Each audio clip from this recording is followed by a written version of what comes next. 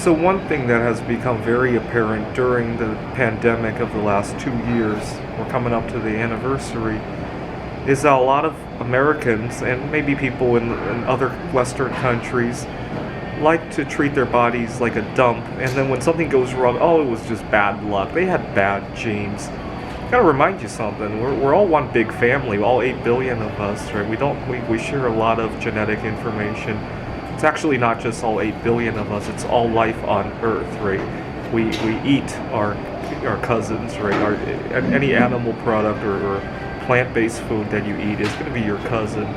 And yet we had the worst outcome, especially here in the United States. We like to treat our bodies like a dump, though.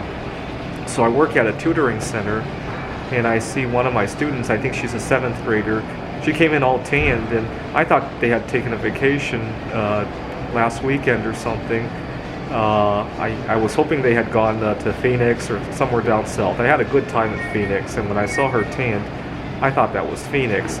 And then she explained to me it was spray tan, and at the tutoring center we like to reward the kids with all sorts of junk food and candy, and I always try to point the kids away from that stuff somehow, but it's not my center, and it just saddens me. Now we like to do that, and then they have to take this other pharmaceutical product to prevent getting the virus, right, where they should have just kept their immune system strong the whole time.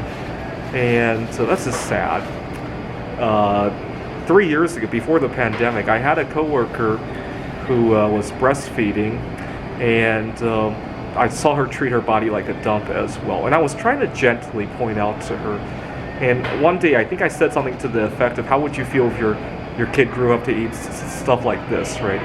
And she didn't approve of it. I was trying to point out that she was feeding her kid that stuff because she was breastfeeding. She didn't get the message. I mean, I used to be in people's noses a lot. I tend not to do that anymore.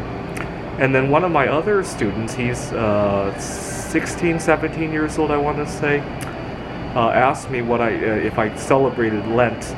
And I told him, yeah, actually, I'm giving up something that's a little bit a bad habit that some adults like to participate in. He immediately figured out what it was, and he confesses that he does it way too much as well.